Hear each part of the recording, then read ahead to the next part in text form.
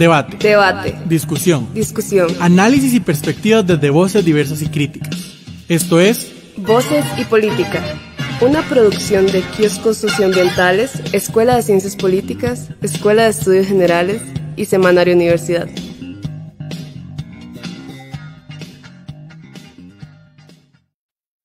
Ser las 5 de la tarde, le damos la bienvenida a una nueva emisión de Voces y Política desde la 96.7 en FM de Radio Universidad.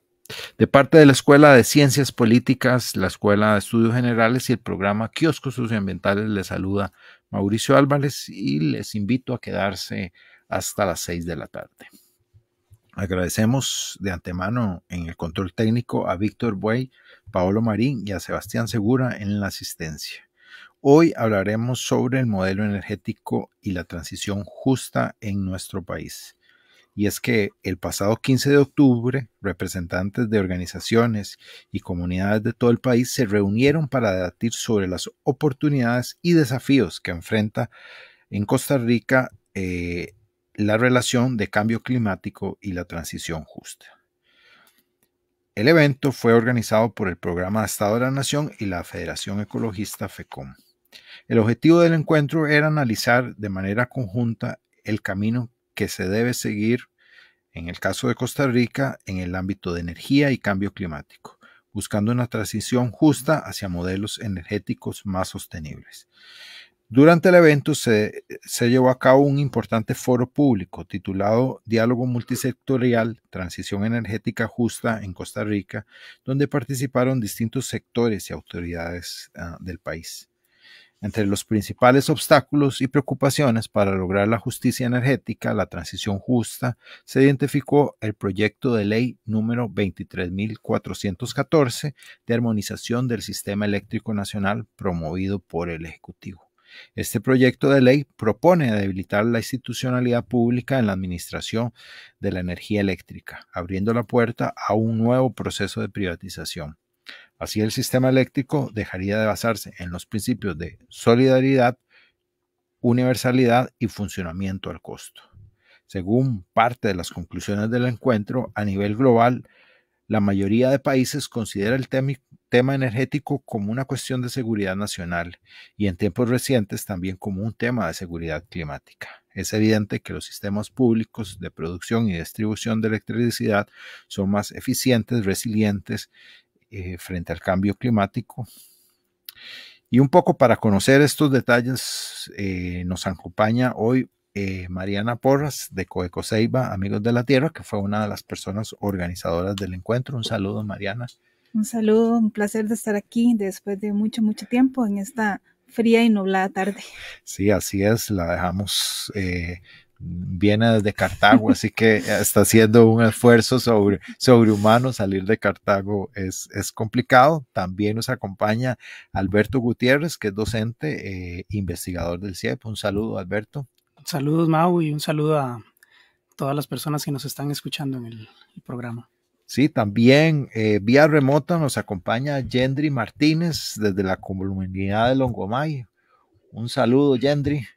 Hola, ¿cómo están? Un gusto estar con ustedes. ¿Cómo está por allá? ¿Llueve mucho, Yendri? Hoy no, hoy está de verano y está caliente. Ah, qué envidia, porque aquí solo fríos, no estamos con suéter y aquí en una pura lluvia. No, aquí está, pero es calor como si estuviéramos en verano. Bueno, ahí se les está adelantando la Navidad, dichosos, después de llevar bastante agua. Y les recordamos a ustedes que están escuchando desde la 96.7 en FM de Radio Universidad de Costa Rica. Y también les recordamos que puede participar desde nuestras redes sociales y por medio de llamada telefónica al 2234-3233 o a los perfiles de Facebook de Radio Universidad o del programa Voces y Política. Y tal vez para comenzar, ¿cuáles serían los antecedentes históricos de cómo se ha disputado este modelo energético, ¿verdad? Que es la suma de lo que quieren hacer unos sectores, el gobierno, los empresarios, y por otro lado la sociedad, las universidades, la sociedad civil, las comunidades, en el caso también de Yendri que nos acompaña. Y tal vez para arrancar, todo esto ha generado muchas disputas, ¿verdad? Y muchos estiras y encoges para llegar al momento donde estamos hoy, ¿verdad? Y bueno, también vamos a hablar más a fondo del proyecto y de lo que fue el encuentro, pero un poquito para entrar con los antecedentes, hay una investigación, en este caso de Alberto Gutiérrez, sobre la conflictividad, que es un buen punto de inicio histórico que también nos puede complementar después Yendri con lo que pasó localmente en una de esos tantos ciclos de resistencia y de privatización, ¿verdad? Porque vienen como, ¿verdad? Vienen a través de ciclos de privatización y de ciclos, por de algún modo llamarlo, de resistencia. Entonces, Beto, a grandes rasgos, ¿nos podrías contar un poco cuáles fueron los hallazgos de esa investigación? Sí, efectivamente, nosotros desde el CIEP, precisamente, desarrollamos un proyecto de investigación intencionado para sistematizar los diferentes casos a nivel nacional de conflictos socioambientales por proyectos hidroeléctricos. Y lo que encontramos es que hay una gran cantidad de casos de conflictos ampliamente distribuidos por todo el país. Y otro hallazgo interesante es que muy claramente esta conflictividad se empieza a hacer más manifiesta a partir de los años 90 y lo asociamos con la privatización parcial del sistema eléctrico en Costa Rica a través de las leyes de cogeneración, que lo que hicieron fue abrir las puertas a la generación privada y eso provocó, como vos decís, en sucesivas etapas u oleadas, como varios ciclos de proyectos hidroeléctricos que provocaron conflicto en las comunidades. Así es. Y Yendri, ¿cómo lo vivieron ustedes en Longomay, verdad? ¿Cómo llegaron estos proyectos y cómo se organizaron ustedes alrededor de la defensa del río de ustedes?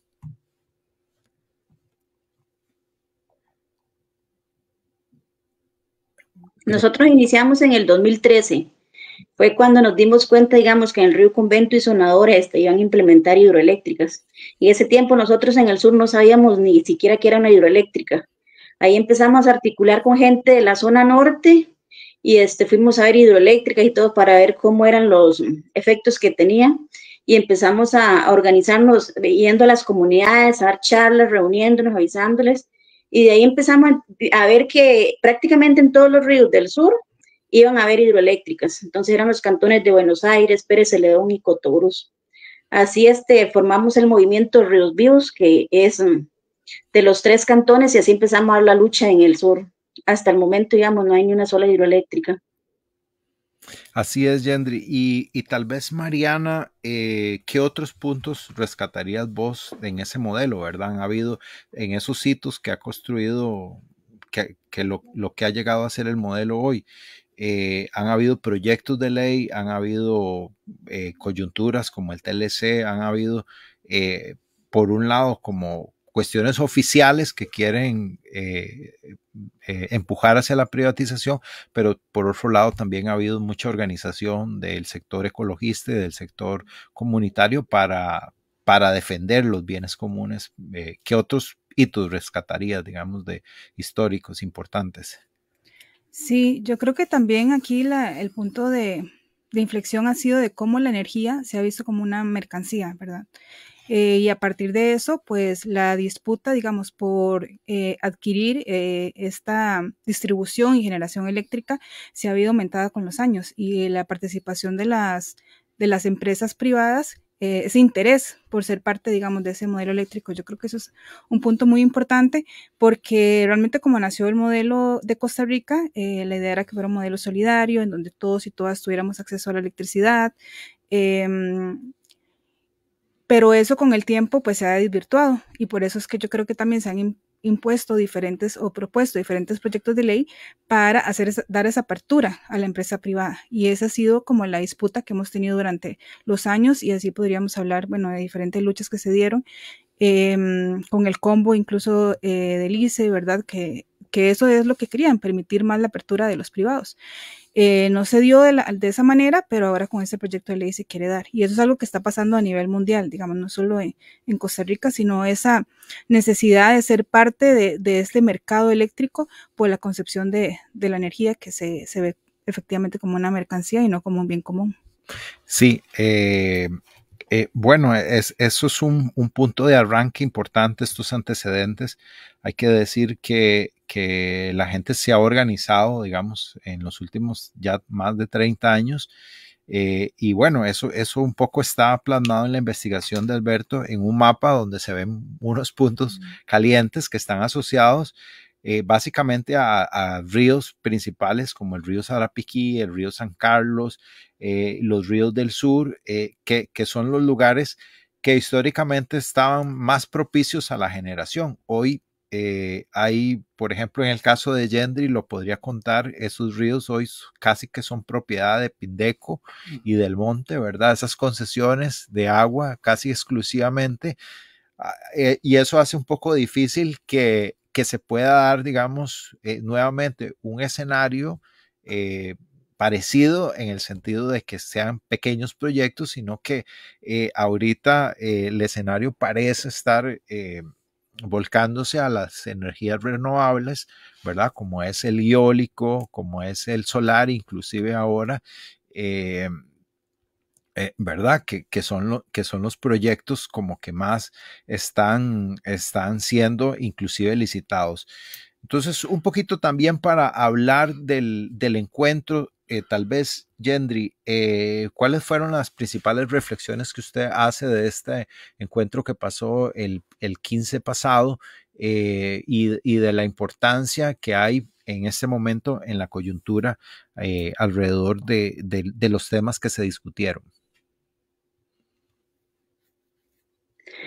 Bueno, en el caso de nosotros, digamos, lo que fuimos las comunidades, sí veníamos bastante molestas. No nos gustó, digamos, cómo se empezó, digamos, la mesa de trabajo. Desde el principio prácticamente nos dijeron que peleoneros o que bochincheros. Pienso que a las comunidades, cuando vamos a defender lo que pensamos que es nuestro, tienen esa manía de pensar que peleamos por cosas injustas o que no es por el bien de nosotros. Desde ahí, digamos, como que todo ya nos indispuso. Después, con los análisis que hacían ellos, lo que vimos que se habla de energía y todo, pero no se ve realmente qué es lo que está generando más gasto de energía, que es más que todos los combustibles, lo que es transporte. No se piensa tampoco en campañas de ahorro energético, no, siempre va como al consumo, y lo que vemos es que los recursos solo sean como un bien económico y no como lo vemos las comunidades, que es una parte de nuestro sentir. Entonces, más bien venimos alarmados de que va a ser igual que el 2013, pero más bien más agresivo, porque digamos, las instituciones nunca prácticamente están con las comunidades, siempre están con las empresas privadas, y el panorama que tenemos y que vemos es peor, más agresivo, más fuerte. O sea, la lucha va a ser más fuerte esta vez. O sea, realmente del encuentro veníamos muy pesimistas, enojados, frustrados. Entonces, de las comunidades lo que nos queda es organizarnos y empezar como en el 2013 a ir comunidad por comunidad, llevando el mensaje y viendo el peligro que vamos a tener nuevamente con nuestros ríos, y no solo en la zona sur, sino a nivel país, porque ya esto no viene que solo por los ríos que tenemos, sino es prácticamente por todo el sector energético, y lo que se piensa es un bien económico nada más. Y como decíamos, las más afectadas siempre van a ser las comunidades que van a ser sacrificadas con sus bienes o con lo que nosotros pensamos que es nuestro, que son los ríos. Entonces, esa es una de las cosas que más vimos, más problemática, de que las comunidades rurales vamos a ser siempre las más sacrificadas para que en la ciudad tengan todos los beneficios y todas las comodidades que se quieran. Así es, y tal vez la gente que no conoce Longomay y no conoce el río, las pozas, tal vez no sabe lo importante que es el río para la comunidad, ¿verdad? Que es una región seca, es una región muy calurosa, y toda la calidad de vida de la comunidad gira en torno a la existencia del río. Tal vez, Yendri, si usted nos cuenta un poquito eso, ¿verdad? Porque ustedes van al río casi que en verano todos los días, ¿verdad? A refrescarse, pero también toda la actividad agrícola gira en torno al río. Entonces, no es simplemente un río como se concibe aquí en la ciudad, sino es un espacio que es el centro realmente de la comunidad. Exactamente, digamos, es un río muy, muy limpio, incluso 2 azadas toman el agua de ese río que abastece prácticamente 10 comunidades. Y Longomai en sí, mucho del bien económico que llega a Longomai es por el turismo. También se trabaja la parte agrícola y como dice usted, en el verano y en invierno se puede ir al río, digamos, en las mañanas de mediodía para abajo, usted puede ir en invierno al río, el río es tranquilo, es muy, muy fresco y prácticamente la familia lo utiliza, digamos, aquí no hay piscinas, no hay hoteles, nada de eso, entonces en verano no solo la gente de Longomai, sino mucha gente de Pérez Celedón o de Buenos Aires viajan los fines de semana, usted los ve con cocinas, haciendo fogatas y todo, cocinando, pasando un fin de semana ahí en el río. Entonces, para nosotros es sumamente importante. Después los niños y todo aprenden a nadar prácticamente de los 2, 3 años en ese río. O sea, todo es gratis y es parte de nosotros. O sea, el río no es que es simplemente algo ahí que pasó y no, para nosotros es algo que es de nuestra vida, que lo sentimos como nuestro. Nosotros vivimos el río cada vez de que crece, lo escuchamos, lo sentimos, sabemos cómo se va a comportar, sabemos cuando está casi secándose en los veranos, o sea, la preocupación que nos da, cuando está en la sequía muy fuerte, que pensamos que se va a secar por completo, o sea, siempre lo estamos vigilando. Y después, para muchas familias que nos gusta caminar y todo, siempre, digamos, hay senderos a la orilla del río, usted puede encontrar en 5 kilómetros pozas cada 100, 150 metros, porque muchas comunidades, no solo Longomai, lo utiliza para recreación también. Así es, y es que simplemente no son mercancías, ¿verdad? Son bienes que aumentan y que son la base de la calidad de vida de las comunidades rurales, como lo dice Yendri. Yo no me imagino, por ejemplo, Longomai sin ese río, digamos, no tendría esa belleza que tiene la comunidad y esa vida, y todo, obviamente las casas, todo está dispuesto alrededor del río, porque es más, inclusive más importante que la carretera, se transforma en el río, que se convierte como en el centro de la vida de la comunidad. Y tal vez, Mariana, el encuentro, digamos, tenía una parte como esa que está contando Yendri, ¿verdad? Donde estaban las autoridades como haciendo enojar a las comunidades y así como lo describe Yendri, pero también tuvo una parte como de organizar y discutir cuáles fueron como las discusiones principales y digamos como el ambiente más de la mañana y no tanto como el foro. También vamos a hablar del foro, pero sí de la construcción un poquito de la mañana. Sí, bueno, yo creo que tenemos muy pocos espacios para poder reunirnos como organizaciones sociales y esta fue como una oportunidad que logramos tener.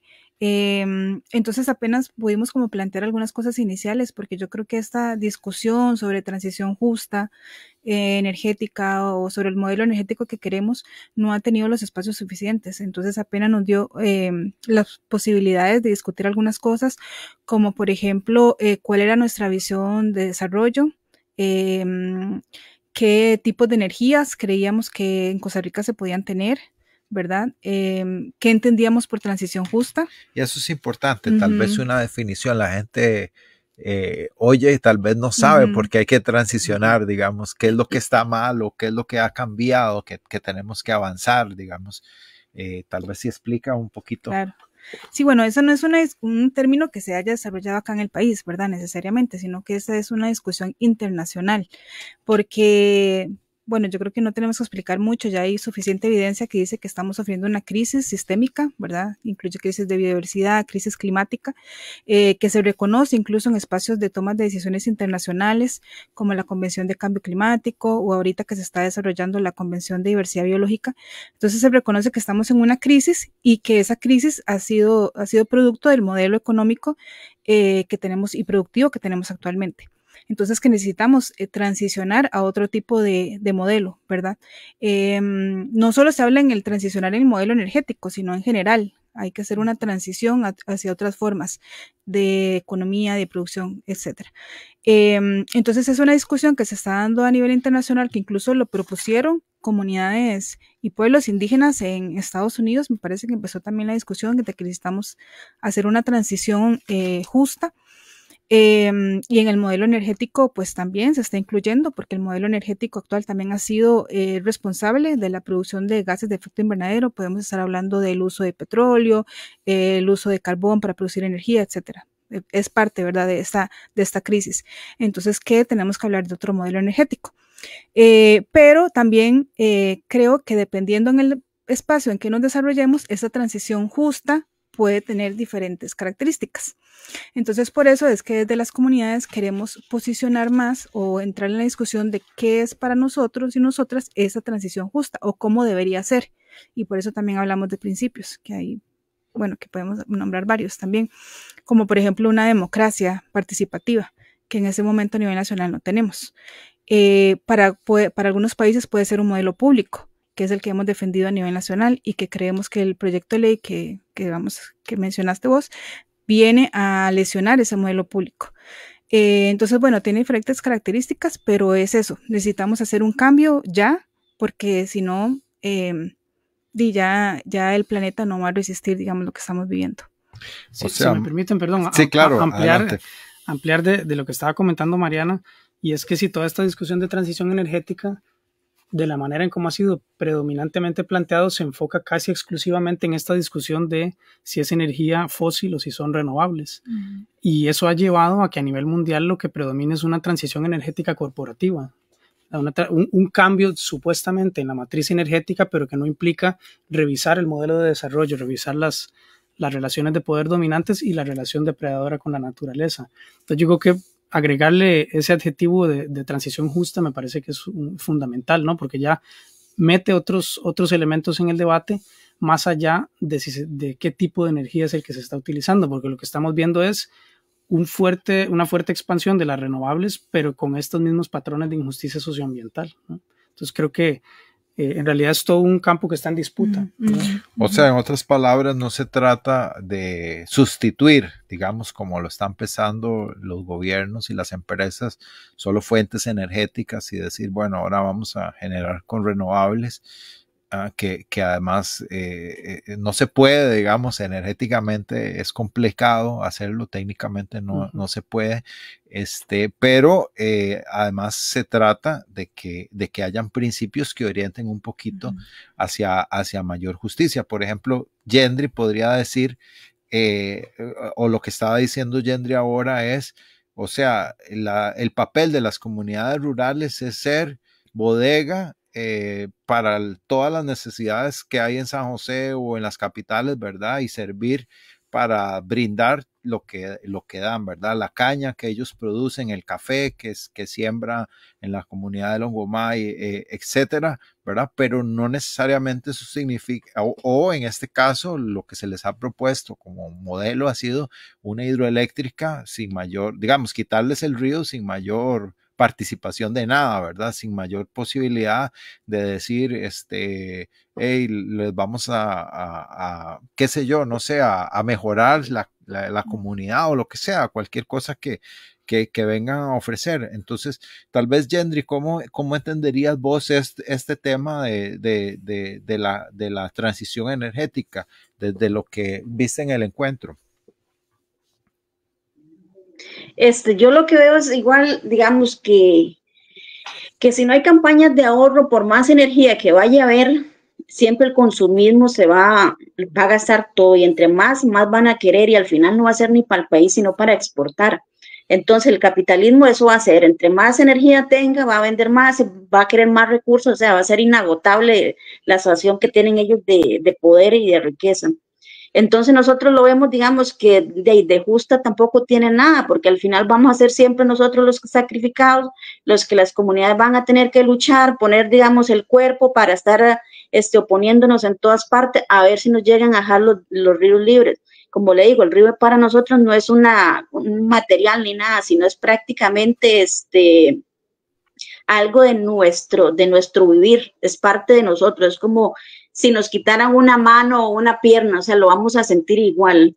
Entonces, para nosotros el río es parte fundamental de nosotros. Cuando nos hablan de energías renovables, a veces uno dice, ay, pero ¿para qué tanta energía o qué tan renovable o qué tan limpia son también? Porque al final siempre va a haber una contaminación y el uso que se le dé es que es lo peor. Bueno, ese día que veníamos tan enojados de ese encuentro, veíamos en San José esos rótulos inmensos con tanta iluminación y nosotros decíamos en nuestras críticas, tiene más iluminación ese rótulo que nuestras casas. Entonces nosotros prácticamente vamos a poner los recursos y la energía que vamos a utilizar es mínima en las zonas rurales.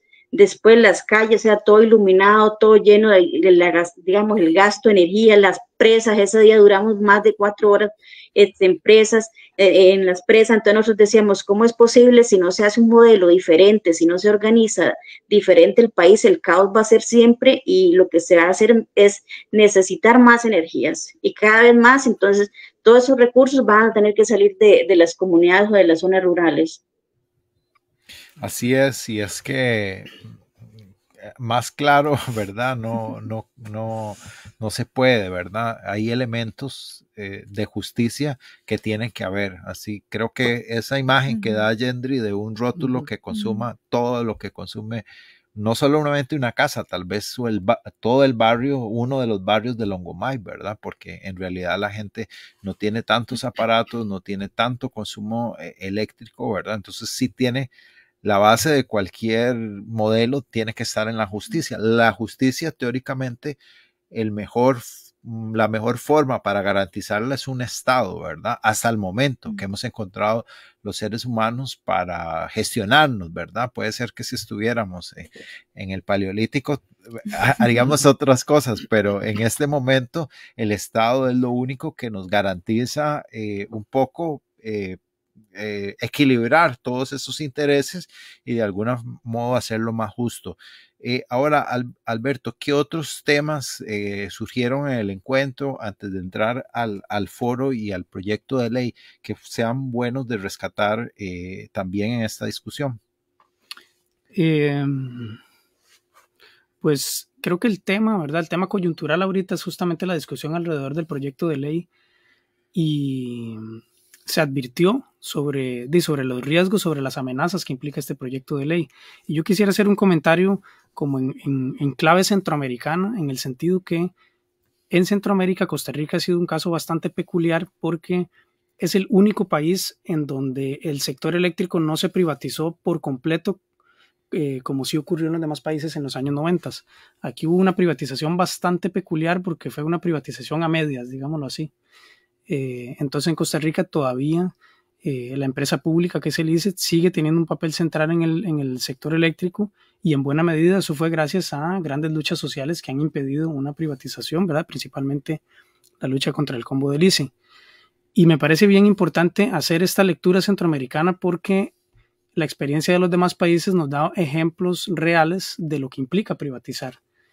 Y por ejemplo, el tema de las tarifas. Costa Rica, a pesar de ser un país que ya sabemos que es muy caro en general, en el tema de tarifa eléctrica tiene la tarifa más baja de la región y eso se explica precisamente porque todavía está bajo este modelo público y de servicio al costo, ¿no? Sí, de hecho, bien que haces el comentario porque Alberto acaba de defender, bueno, hace un tiempo defendió su tesis de doctorado y es importante en este tema de conflictos por hidroeléctricas, sí es importante también señalar que a nivel regional toda esta privatización en ningún sentido ha significado que los precios bajen, ¿verdad? Que es un poco la teoría o la base principal que nos venden con este proyecto de armonización o siempre la justificación de los últimos 4 o 5 proyectos que yo me recuerdo, ¿verdad? De contingencia eléctrica, del combo, el de fortalecimiento del ICE, etcétera.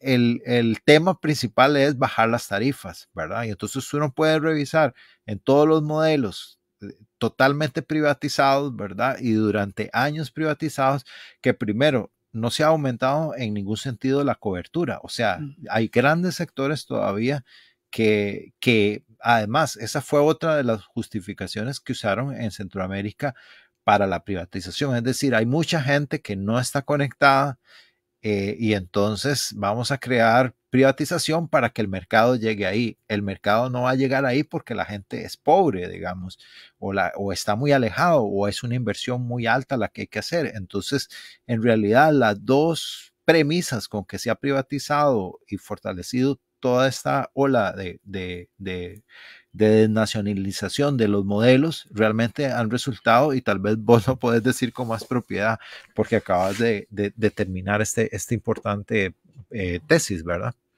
Sí, digamos, está el tema de las tarifas y está el tema de la calidad misma del sistema eléctrico. Y bueno, en este trabajo profundizamos un poco más en el caso de Panamá, y en Panamá los resultados de la privatización han sido realmente decepcionantes. Como vos decís, amplias áreas del territorio nacional sin cobertura eléctrica, constantes apagones y fluctuaciones en la corriente eléctrica que provoca, por ejemplo, que a la gente se le dañan los electrodomésticos. Todas esas son situaciones prácticamente cotidianas en Panamá, que en Costa Rica, la verdad no. O sea, en Costa Rica tenemos un servicio eléctrico bastante regular, bastante confiable, y yo creo que hay que pensar seriamente en lo que implicaría un proyecto de ley como este. Sí, ahora entrando sí, al tema del foro y del proyecto, ¿cuál es la lectura que hacen ustedes de Mariana en el caso del ICE y del proyecto, verdad? Casi que hay casi que es un hecho que el gobierno es su apuesta. Sin embargo, la cosa no parece ser tan, ¿verdad? La relación con la Asamblea Legislativa está totalmente rota, ¿verdad? El gobierno tiene cero liderazgo y cero incidencia, más bien se ha dedicado a generar conflictos cada 15 minutos con la Asamblea Legislativa. Entonces pareciera que la tienen complicada, pero también eso no significa que en la Asamblea no vibren la mayoría de los diputados con esta propuesta, ¿verdad? Entonces, ¿cuál es el análisis un poco de la propuesta? Sí, bueno, el foro iba más allá que solo el proyecto de ley, ¿verdad? Porque tenía que ver con el modelo eléctrico nacional y tenía representación del Viceministerio de Energía, del MINAE, de un funcionario del Instituto Costarricense de Electricidad, una compañera de los sindicatos y 2 del movimiento ecologista. No era el centro de la discusión, pero por supuesto que salió a relucir el proyecto de ley porque básicamente vendría a desmantelar al ICE como sistema público, ¿verdad?, que tenemos actualmente. Y eso lo hemos como movimientos sociales discutido ampliamente con los sindicatos, en donde hemos tratado de trabajar en esta coalición para incidir en la Asamblea Legislativa, que sí, efectivamente ha sido muy, muy difícil poder incidir, a pesar de que, como digo, para nosotros y nosotras, básicamente hace desaparecer al ICE, sino que abre totalmente, le da una apertura al mercado privado, que es lo que han querido conseguir durante mucho tiempo. Es como oficializar, ¿verdad?, lo que ya también existe un poco. Entonces esa ha sido como nuestra principal preocupación, y lamentablemente con lo que escuchamos en el foro de la parte del Estado, ¿verdad?, representante del viceministro de Energía y del ICE, es que realmente ellos no están en contra del proyecto. No lo dijeron de esa manera, pero así fue como básicamente lo sentimos. Tampoco dijeron que estaban en contra o que iban a hacer alguna incidencia. Y eso también nos preocupa mucho, y también cómo se maneja toda esa información a nivel legislativo, que no llega hacia las comunidades. O sea, no hay una consulta real hacia las comunidades, y esa también es una preocupación y algo que hemos hecho saber. No hay un interés básicamente de diputados y diputadas de la Asamblea Legislativa para esto. Entonces nos preocupa bastante, y vimos como una oportunidad de tener ese espacio, porque también son muy pocos los espacios en donde nos sentamos con funcionarios públicos a hablar de esta temática. Muy poco, principalmente porque no dan respuesta a nuestros llamados cuando queremos hacer ese tipo de foros o conversatorios. Y esa fue como la oportunidad, pero un poco reafirmamos eso que sentíamos, de que no hay una posición, digamos, de parte del Estado, o que más bien se está a favor, digamos, de ese proyecto. Y Y eso se repite no solo en ese tema, sino en muchos. O sea, también era un poco de visibilizar o hablar con estos funcionarios públicos de que necesitamos espacios de diálogo y participación para discutir temáticas que nos interesan a todos y todas, y que las comunidades tienen mucho que decir en ese sentido. Hubo un momento, realmente no sé si Mauricio, ¿usted se acuerda cuando hubo el diálogo eléctrico? ¿En qué año fue? ¿2020 qué? En el 14. Sí, Oh, sí, sí, en el gobierno de Luis Guillermo, sí, como entonces, el segundo año. Ajá, o sea, han habido iniciativas que lo que pasa es que no han perdurado en el tiempo, pero eso es lo que necesitamos, ese diálogo. Por ejemplo, si hablamos de renovables, ¿cuáles renovables? ¿Por qué necesitamos más proyectos? ¿En qué sentido? ¿Cuáles pueden ser los impactos que pueden tener las comunidades? Etcétera. Pero realmente no hay. Entonces un poco era como visibilizar eso. Pero lamentablemente podríamos hablar de eso, de muchas otras cosas. Podríamos hablar de eso en la temática de biodiversidad, en temática de cambio climático. Los espacios de participación y diálogo están totalmente cerrados y por eso es que también se generan esas disputas, ¿verdad? Porque no hemos podido tener ese diálogo entre las partes. Ahora, Yendri, no sé cómo perciben ustedes la discusión desde la comunidad y desde Ríos Vivos y de la zona sur, toda esta discusión sobre este proyecto de ley. ¿Se han dado algún espacio? ¿Se les ha pedido algún criterio? ¿En realidad han escuchado algo, etcétera? Bueno, lo que es el movimiento Ríos Vivos, bueno, es el tema que nosotros, digamos, siempre hemos estado en lucha. Entonces, sí, nosotros sí estamos informándonos sobre esta ley, sobre lo que está pasando en la Asamblea Legislativa. Hemos tenido talleres de capacitación para nosotros mismos ir a las comunidades a capacitar, porque no solo 2 personas o 3 personas pueden ir a todo el país.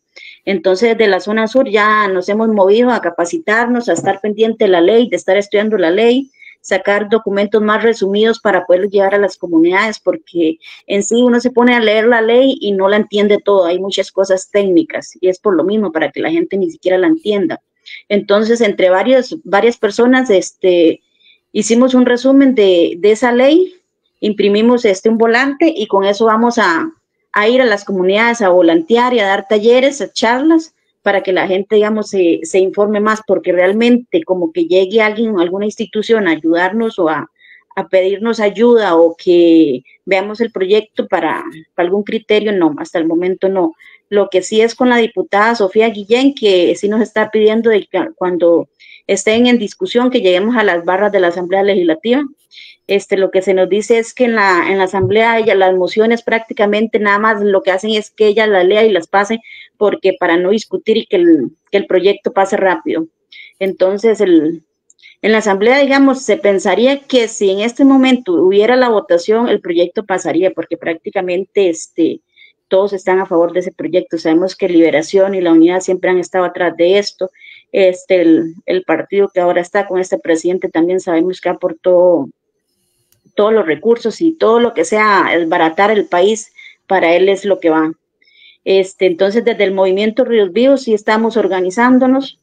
Ha sido difícil porque con la pandemia la gente se aisló mucho, la gente ya no está saliendo a las calles, ya se ve como una incertidumbre, entonces hay que empezar como a calentar todo, pero por lo menos ya se está movilizando, digamos, las comunidades.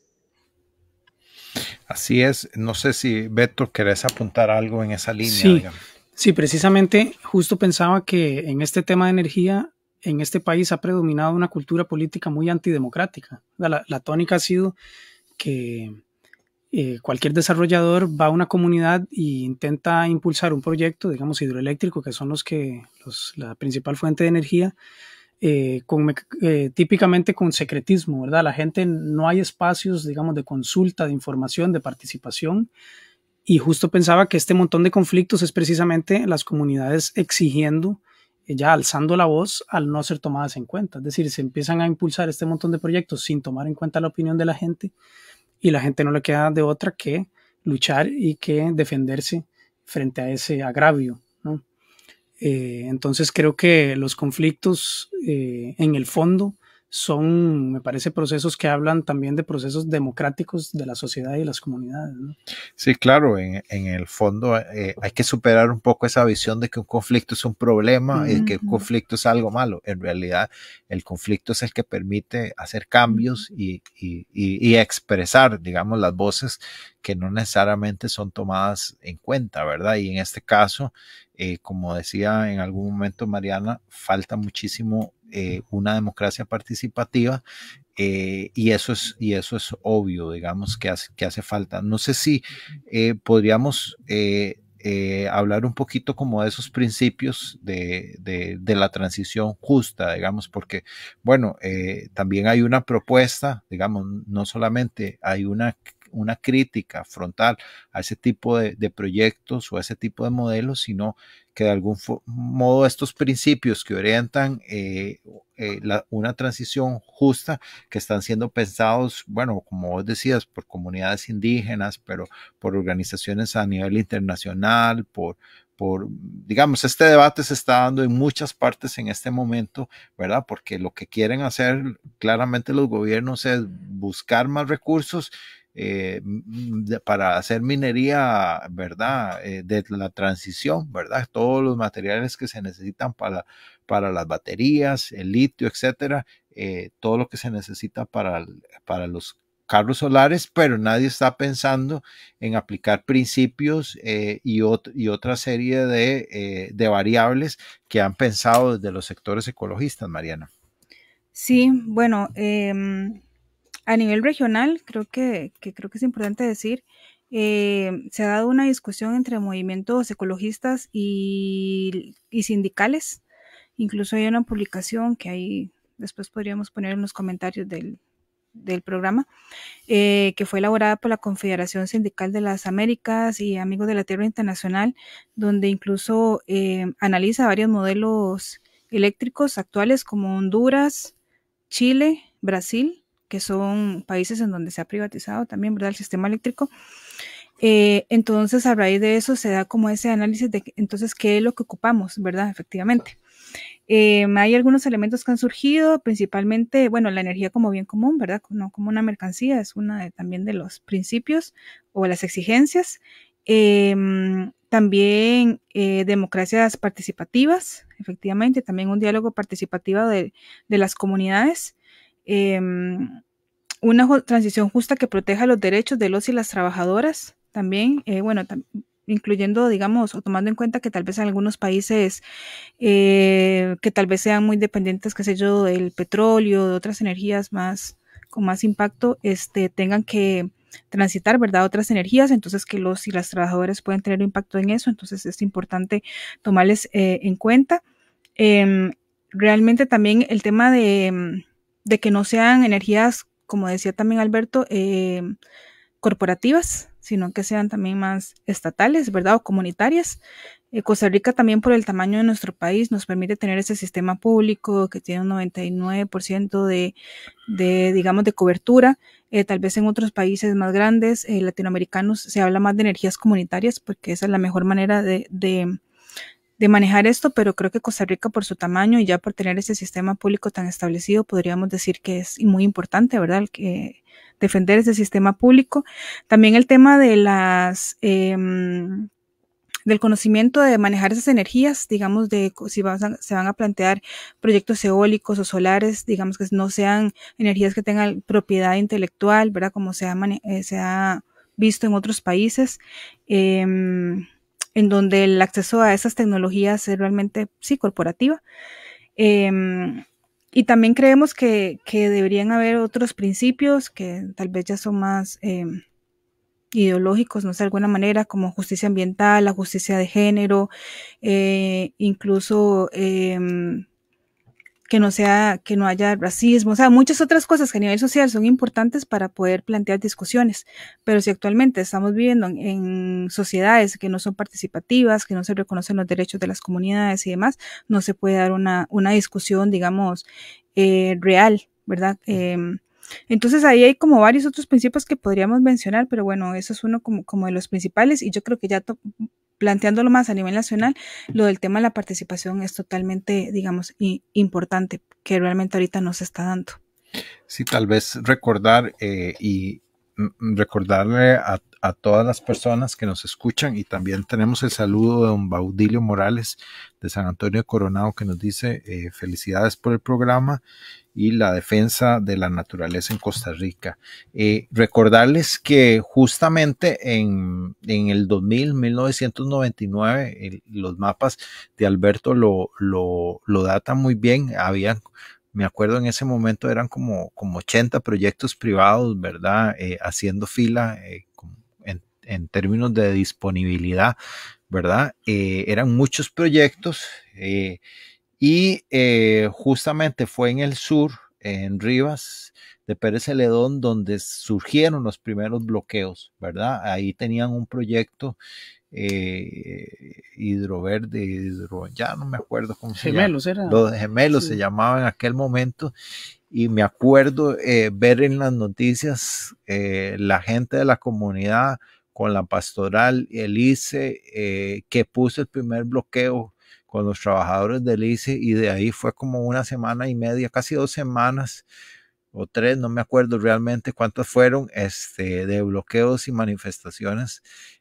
¿Verdad? De alguna forma, esa amenaza y esa chispa prendió de alguna forma en el sur, yo no sé si es por el calor, o más bien es porque la gente es más preocupada. ¿Qué diría usted, Yendri? ¿Por qué inició ahí? En el 2013, que fue cuando nosotros iniciamos, porque ese de Hidrosur creo que también se llegó a llamar ese de Pérez Celedón. Sí, los gemelos se llamaba en los 2000, en 1999 se llamaba Proyecto Hidroeléctrico Los Gemelos, me acuerdo. Y después yo creo que pasó a Hidrosur. Exacto. Bueno, ajá. De ahí el miedo de que nos quiten algo que nosotros sentimos que es de pertenencia de nosotros. Y es que si uno llega a pensar, digamos, no es solo la hidroeléctrica en sí, sino es cuando uno ve que van a quedar montones de kilómetros prácticamente sin agua. En el caso de nosotros, nosotros vivimos en el centro de 2 ríos. Un río lo pensaban transversar hacia el otro para poder tomar el agua de los dos en 2 hidroeléctricas, o sea, una encima de la otra. Entonces, de ahí la gente dice, nos quedamos sin los 2 ríos, o sea, prácticamente seco, y tras de eso, lo que dice usted, el calor. La gente aquí lo único que hace en verano es estar metido en los ríos. Después, las comunidades, nosotros estamos prácticamente casi que en la zona media alta. Todos los ríos del sur tienen azadas grandes. Entonces, el problema también es eso, que el agua ya está para consumo humano. También se piensa que de estos ríos salen o están empezando a salir azadas incluso para la costa de Dominical y La Huita, o sea, para que vean desde dónde va a ir el agua hasta, digamos, hasta estas zonas turísticas. Entonces, prácticamente que nos monten una hidroeléctrica dejaría de haber desarrollo o dejaríamos nosotros desarrollarnos para darle una energía a privados, porque al final eran empresas privadas lo que se iban a implementar acá. Entonces no era posible, cuando nosotros empezamos a ver los datos, los millones que se iban a llevar diarios y por año, y que nos fueran a quitar algo que es tan valioso para nosotros, y créame que cualquiera enoja. O sea, por eso la gente lucha por sus ríos, es que es una forma de vivir aquí. Igual como tal vez ustedes en San José tienen sus parques, sus piscinas, o a dónde ir a hacer su recreación, pero aquí es lo único que tenemos. Entonces, de ahí, esa es la forma que la gente se ve cuando a usted le dicen, le vamos a quitar el río y es posible que no va a tener agua ni para consumo, porque las azadas quedan mucho más abajo. Entonces, cuando la gente ve el gran problema que se generaría. Así es, y no sé qué de perspectivas podríamos tener en relación, no solamente con este proyecto en sí, sino con esta importante discusión que han lanzado, ¿verdad? ¿Qué otros sectores, por ejemplo, no sé si pensaron en hacer partícipe a las comunidades indígenas que digamos, en términos estructurales de posibilidades de hacer proyectos de ley, ya proyectos hidroeléctricos, estas partes bajas, inclusive que Yendri menciona, ya están súper ocupadas, hay actividades, ¿verdad?, agrícolas que son excluyentes. Entonces las posibilidades reales de hacer proyectos hidroeléctricos son parques nacionales, que está prohibido, y territorios indígenas, ¿verdad? ¿Qué otros sectores sería bueno organizar en torno a esta discusión, ¿verdad? Porque no solamente compete a las comunidades rurales o a los ecologistas o a las personas de la universidad, sino es una discusión un poco más amplia. Sí, yo creo que hay como una tarea política inmediata, y es luchar contra un proyecto de ley que a todas luces implicaría el desmantelamiento de este modelo eléctrico público y solidario que ha tenido este país por los últimos más de medio siglo. Pero creo que también el tema plantea retos políticos de largo plazo, y es justamente toda esta discusión de transición energética con justicia socioambiental. Y creo que algo importantísimo, y que estos espacios como los que tuvimos hace 15 días, realmente por eso es que son importantes, es que el tema de la energía de una u otra forma tiene que ver con todos, ¿verdad? Lamentablemente se ha caído en la idea equivocada de que la energía es un tema exclusivo de expertos, ¿no? De especialistas, de personas exclusivamente con formación técnica, que obviamente son personas que tienen que estar en ese debate, pero al mismo tiempo la energía es algo que nos atraviesa a todos y todas, y que por lo tanto todos y todas deberíamos tener asiento en esas discusiones. Entonces yo creo que se trata de democratizar en el amplio sentido de la palabra el tema de la energía, y específicamente la transición energética.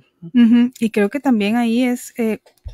cuando hablamos de modelo energético, no solo estamos hablando de la producción de energía eléctrica, ¿verdad? Que a veces como que nos confundimos, es más amplio, porque el modelo energético, esa discusión tiene que ver incluso también con el transporte, ¿verdad? Porque que usamos energía para transportarnos, que en este caso a nivel nacional tiene que ver con energía a base de petróleo, y que veíamos también en el foro, en una exposición del Estado de la Nación, que realmente el principal emisor de gases es el transporte.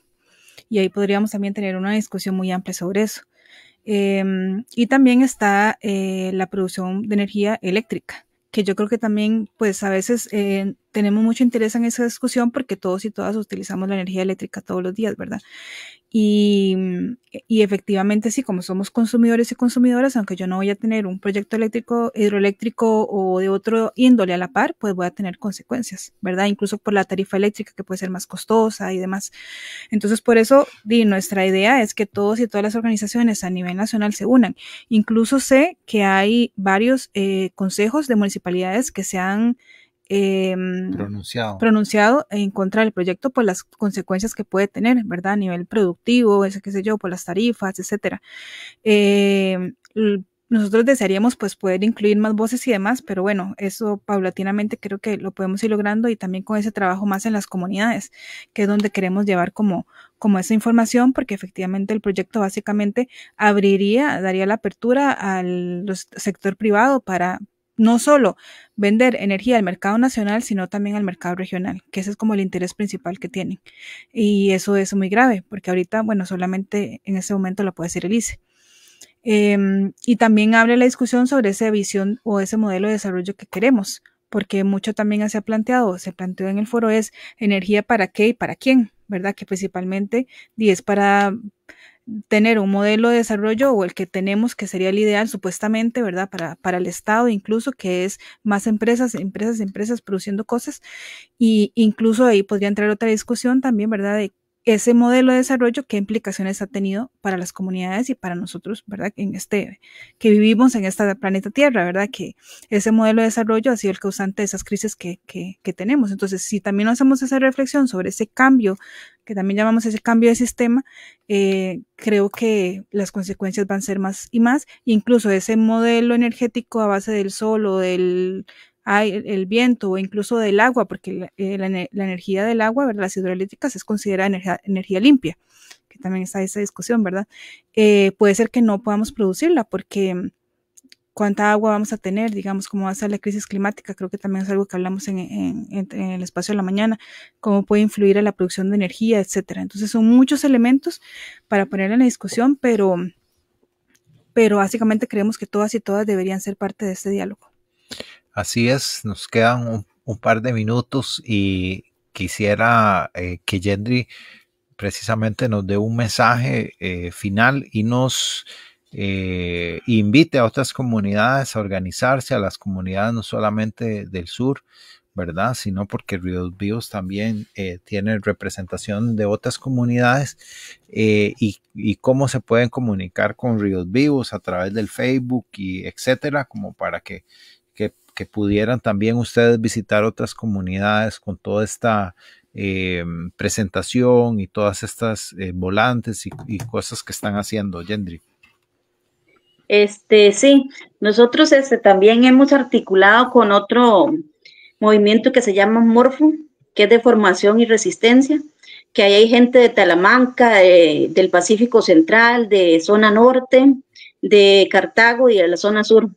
Entonces hemos recibido esa capacitación para nosotros ir a esas comunidades a poder formar más gente y que la gente conozca esta ley.